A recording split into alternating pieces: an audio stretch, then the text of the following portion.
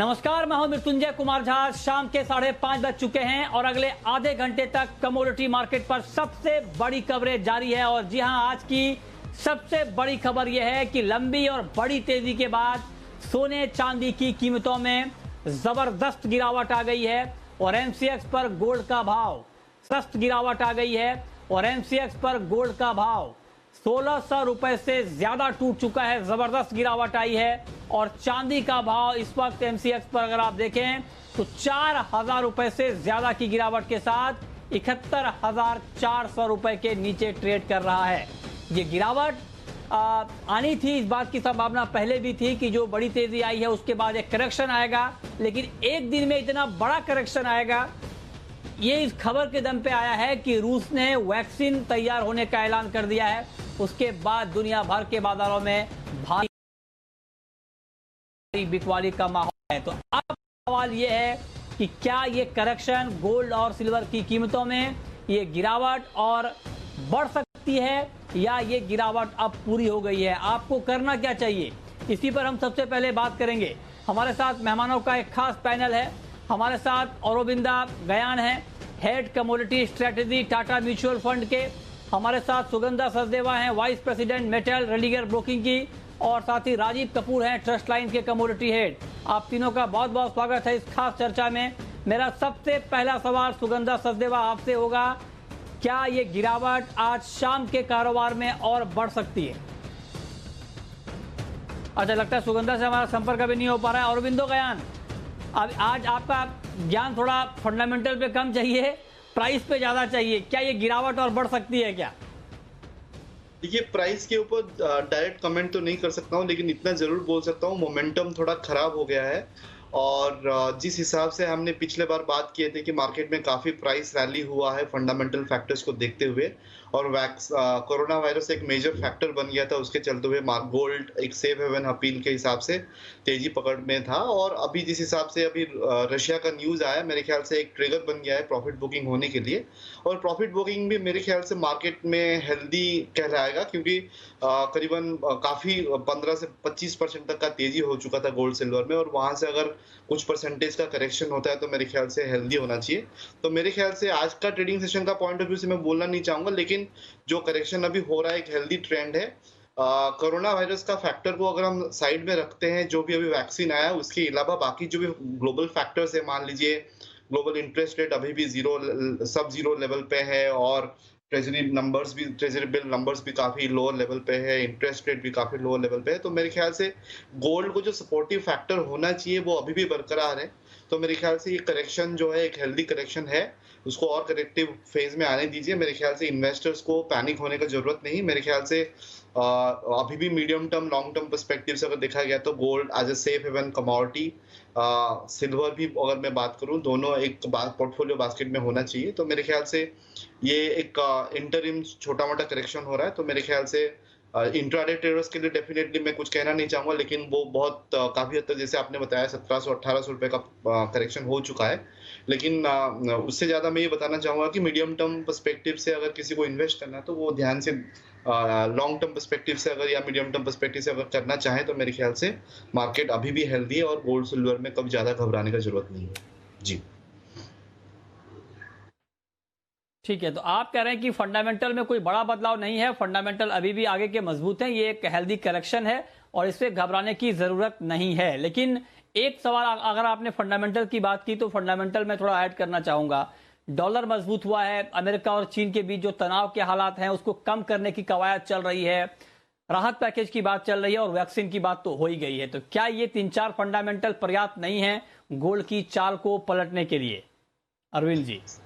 जी, ये जो तीनों पॉइंट आपने बताए, सबसे पहला पॉइंट मैं डिस्कस करना चाहूंगा जो स्टिमुलस पैकेजेस का। मेरे ख्याल से इकोनॉमी में इतना ज्यादा सुधार नहीं हुआ है कि जो भी स्टिमुलस पैकेजेस अनाउंस किया गया था उसको अभी विड्रॉ कर दिया जाएगा या वो सफिशिएंट हो गया है। मेरे ख्याल से वो एक फैक्टर है कि आगे जाकर के इकोनॉमी को और बूस्ट करना होगा। तो मेरे ख्याल से स्टिमुलस पैकेजेस ग्लोबली हर सेंट्रल बैंक से आना पड़ेगा, हर गवर्नमेंट से आना पड़ेगा। मेरे ख्याल से जिस हिसाब से हमने डाउनहिल देखा ग्लोबल इकोनॉमी इकोनॉमी में ग्लोबल ग्रोथ रेट जिस हिसाब से प्रोजेक्शंस हो रहे हैं काफी खराब हो रहे हैं अगले 2 क्वार्टर तक। मेरे ख्याल से इसको सुधार ले आने के लिए स्टिमुलस पैकेज एक बहुत बड़ा तरीका होना पड़ेगा, जिसकी वजह से इकोनॉमी को बूस्ट किया जा सकता है। मेरे ख्याल से वो किस हिसाब से इकोनॉमी शेप लेगा अभी से हम बता नहीं सकते, लेकिन अगले 2 क्वार्टर जो है मेरे ख्याल से बहुत क्रिटिकल रहेगा। और उसको अगर देखा गया तो वो एक मेजर फैक्टर होता है कि economy stand point of view से अगर इकोनॉमी बहुत अच्छा इंप्रूव करेगा या धीरे-धीरे ग्रो करेगा, वो हमको देखना पड़ेगा, वो एक फैक्टर है। कोरोना चीज़ का जो वैक्सीन का हमने अभी बात किया, तो मेरे ख्याल से वो अभी रशिया ने स्टेप लिया है, उन्होंने अनाउंस किया है, लेकिन वो क्लोज कंट्री है, बाहर के दुनिया में कितना सप्लाई करेंगे, क्योंकि उनका स्टेटमेंट में आज सुन रहा था दोपहर को कि ये बताएं कि बाय अक्टूबर वो हम खुद के सिटीजन को पहले देंगे और धीरे-धीरे फिर वो आगे सप्लाई करेंगे। तो तब तक अगर दूसरा कोई कंट्री से अगर वो वैक्सीन निकल के आता है तो मेरे ख्याल से काफ़ी इकोनॉमी पॉइंट ऑफ व्यू से अगर बात करें तो काफ़ी सपोर्टिव हो जाएगा और गोल्ड करेक्शन होना स्वाभाविक हो सकता है। लेकिन मेरे हिसाब से जो अभी यूएस और चाइना का आपने टेंशन्स बताए, मेरे ख्याल से आज नहीं, ये पिछले 2-2.5 साल से हम सुनते हुए आ रहे हैं। नया-नया कुछ ना कुछ कमेंट दोनों गवर्नमेंट की तरफ से आते रहता है और ये जो तनाव चल रहा है मेरे ख्याल से वो चलते रहेगा। फिलहाल इतना जल्दी चलिए अरविंद मैं आऊंगा आपके पास। आपने अपनी बात रख दी, आपने कहा कि आगे जो हालात हैं उस पर नजर होगी मार्केट की और जो भी डेवलपमेंट होगा उसका इंपैक्ट हम देखेंगे। हमारे साथ सुगंधा सचदेवा जुड़ चुकी हैं रेलिगेयर की। सुगंधा जी, मेरा सीधा सवाल आपसे ये होगा, 53,250 ये एमसीएक्स पर अभी का जो गोल्ड का प्राइस है वो है 53,230 का, 1,700 रुपए से ज्यादा की गिरावट है। आज शाम के कारोबारियों को 53,230 पे कोई ट्रेड लेना चाहिए या मार्केट से भी दूर रहें? मिथुन जी, गुड इवनिंग। मुझे लगता है अभी मार्केट में काफी वॉलेटिलिटी है, बहुत कॉशियस होकर यहाँ पे ट्रेड्स ले सकते हैं। अगर मैं आज के ट्रेंड की बात करूँ तो मुझे लगता है आज का ट्रेंड स्लाइटली डाउनवर्ड्स रहेगा। हमने डॉलर इंडेक्स में कुछ हद तक रिवर्सल आते हुए देखा।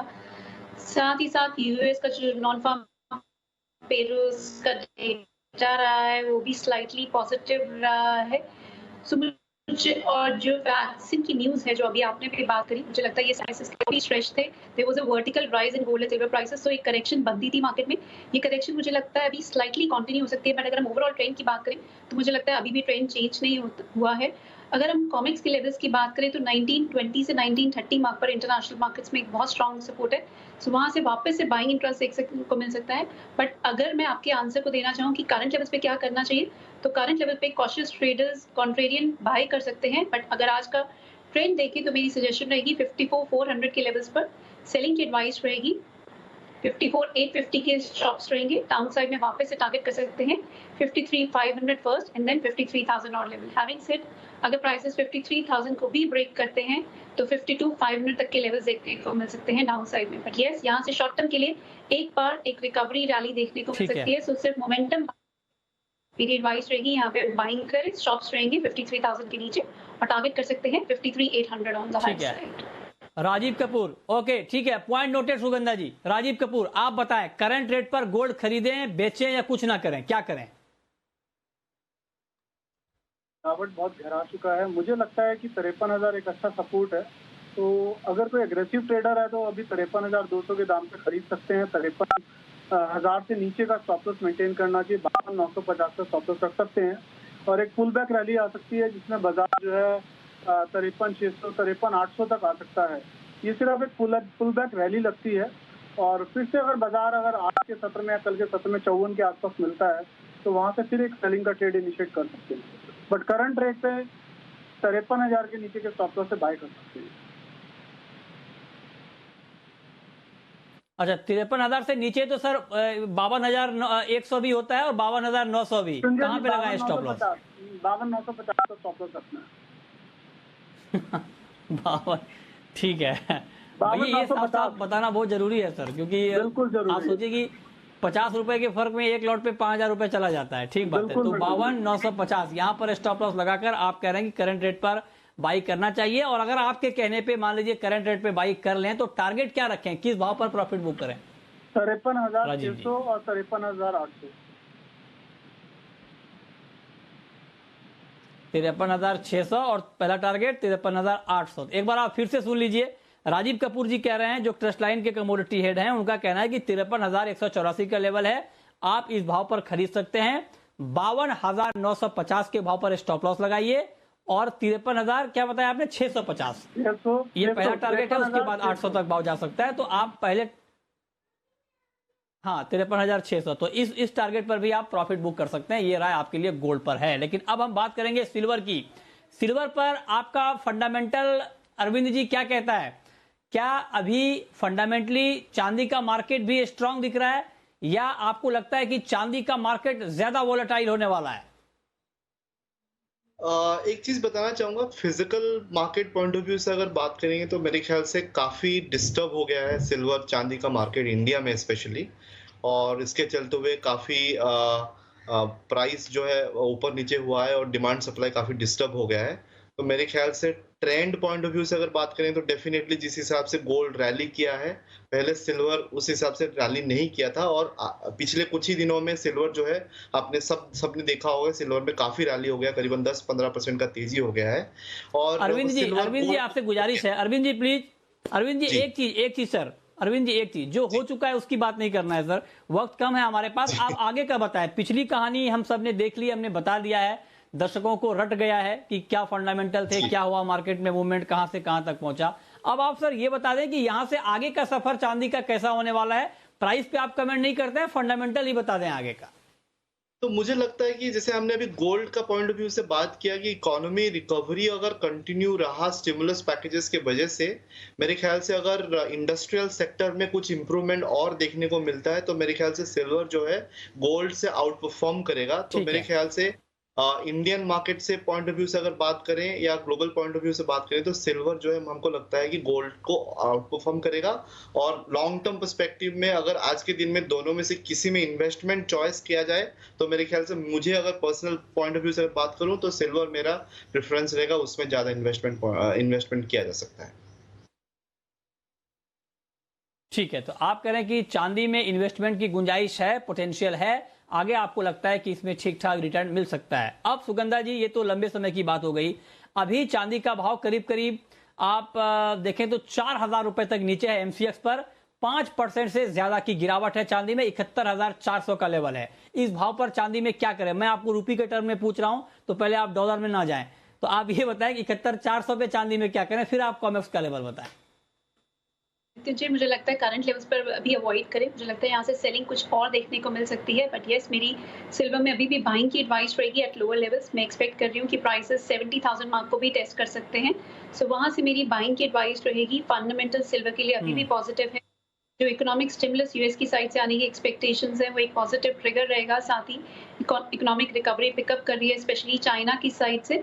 सो मुझे लगता है सिल्वर में अभी भी 70,000 से 69,800 मार्क पर बाइंग करके चल सकते हैं। स्ट्रिक्ट स्टॉप लॉसेस रहेंगे 68,800। हाई साइड में फर्स्ट टारगेट्स रहेंगे 72,800, then next target would be 74,400 on the higher side.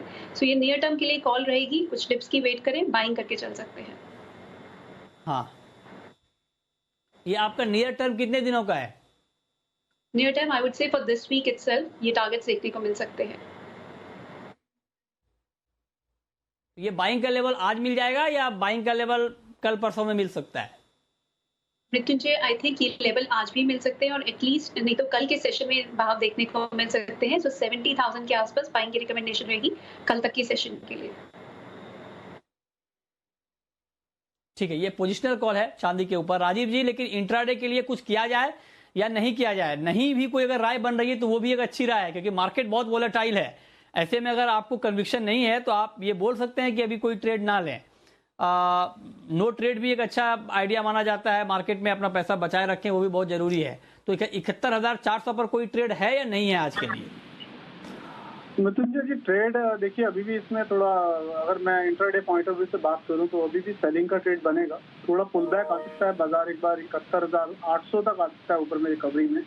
तो 71,800 72,000 के बीच में आई थिंक शॉर्ट इनिशिएट का ट्रेड बनता है और स्टॉप लॉस रहेगा इसका 72,600 का, और वापस नीचे में हम इसे 71,000 देख सकते हैं। आप बात करते हैं एक महत्वपूर्ण खबर की। आपको याद होगा कि सरकार ने एपीएमसी कानून में बदलाव का ऐलान किया था, लेकिन महाराष्ट्र में अब इसे गंभीरता से लागू करने की तैयारी शुरू हो गई है।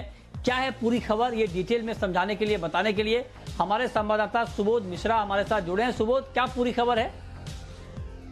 देखिए मृत्युंजय जी, तकरीबन जून महीने में जब केंद्रीय सरकार ने किसानों के लिए, क्योंकि किसानों की सबसे बड़ी जो दिक्कत थी वो ये थी कि उनको सही मूल्य नहीं मिल पाता था, खासतौर से जब मंडी पे जाते थे तो बिचौलिए जो थे वो उनको उतना जो उनकी फसल था उनका मूल्य नहीं देते थे। तो जून में जो केंद्रीय सरकार है, केंद्र सरकार ने एक कानून बनाया था जिसके तहत जब एपीएमसी मंडी के अलावा मंडी के बाहर भी अब किसान जो है अपना फसलों को बेच सकते हैं और बाहर ही व्यापारी, जो दूसरे व्यापारी हैं वो ले सकते हैं। इस चीज को लेकर के ही महाराष्ट्र सरकार ने अभी जो है नोटिफिकेशन जारी किया है और इसको इम्प्लीमेंट किया है। ये इम्प्लीमेंटेशन जी। धीरे धीरे शुरू हो जाएगा और ये इम्प्लीमेंटेशन ये है कि अब एपीएमसी मंडी के बाहर भी जो किसान है वो अपनी फसल बेच सकते हैं। इसके अलावा राज्य के बाहर भी ये किसान अपना जो माल है वो बेच सकते हैं। एक जो पहले नहीं था, पहले राज्य के अंदर ही ये एपीएमसी मंडी में बेचा जाता था। अब जो माल जो है राज्य के बाहर भी ये किसान बेच सकते हैं और उनको राज्य से लगने वाला जो कर था, जो किसान पहले 1% देता था और मंडी का जो अड़तिया होता था वो 8% देता था, अब उस लगने वाला कर है उससे भी राहत मिलेगी। ओके, ठीक है, बहुत शुक्रिया सुबोध आपका इस पूरी खबर के लिए। इस खबर पर और बात करने के लिए हमारे साथ एपीएमसी वाशी के डायरेक्टर नीलेश वीरा हैं। नीलेश जी, एपीएमसी की जो ये एक बाध्यता थी कि एपीएमसी में ही किसान बेचेंगे, उस बाध्यता को खत्म किया गया है और उस दिशा में महाराष्ट्र में प्रयास काफी तेज हो रहे हैं। तो एपीएमसी को कोई दिक्कत इससे, या आप लोग कोई दिक्कत महसूस कर रहे हैं? ग्राउंड पर क्या सिचुएशन है? नहीं, आज इतने सालों तक जो सिस्टम चल रही थी कि हर किसान मंडी में ही माल बेचे, वो प्रथा बंद हो गई। अब महाराष्ट्र में अगर आपको ख्याल हो तो 2016 से फ्रूट और वेजिटेबल को डायरेक्ट बिकने की परमिशन पहले ही दी गई थी। अब इस सेंट्रल ऑर्डिनेंस के जरिए हर एक कृषि पदार्थ जो है वो डायरेक्ट बिक सकता है। तो स्वाभाविक है उससे हमारे जो कॉम्प्लेक्स के अंदर जो एपीएमसी मंडियों में व्यापार होता है वो कम होगा।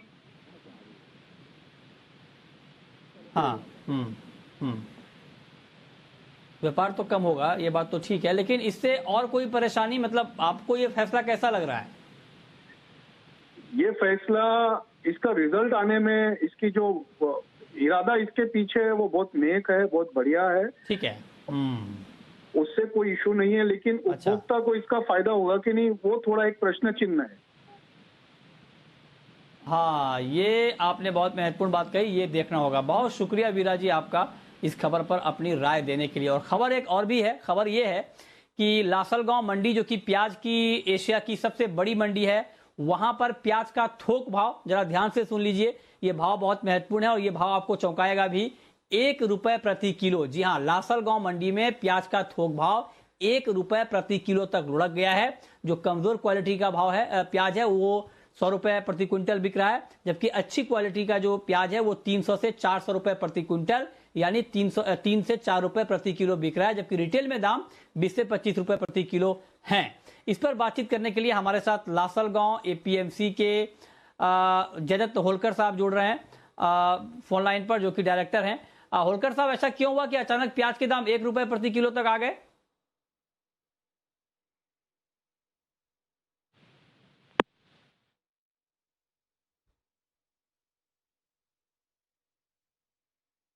अच्छा, लगता है हमारा संपर्क नहीं हो पा रहा है, लेकिन खबर यही है कि 1 रुपए प्रति किलो तक प्याज का भाव लुढ़का है।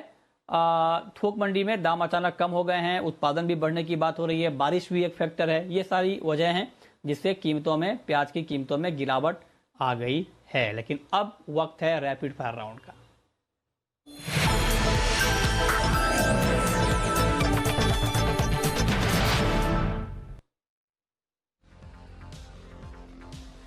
राजीव जी, आपकी पहली रैपिड फायर कॉल। मृत्युंजय जी, मुझे लगता है कि कॉपर में अभी भी यहाँ से करीबन 2-2.5 रुपए मिल सकते हैं, तो थोड़ा सा ऊपर आया 508-550 के आसपास, तो इसको बेचा जा सकता है। स्टॉप लॉस 511 का मेंटेन करना है, 505 का टारगेट।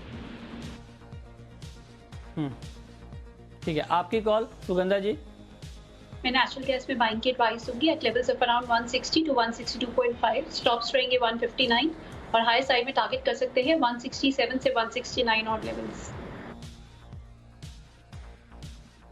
आपकी आखिरी कॉल राजीव जी। मृत्युंजय जी, क्रूड को बाय करना है 3170 पर, 3130 का स्टॉप लॉस, 3235 का टारगेट। ठीक है, बहुत शुक्रिया राजीव जी आपका और सुगंधा जी आपका हमारे साथ जुड़ने के लिए, बताने के लिए कि गोल्ड और सिल्वर का मार्केट खास करके अब यहाँ से किस ओर जाएगा। तो फिलहाल इस बुलेटिन में इतना ही हुआ।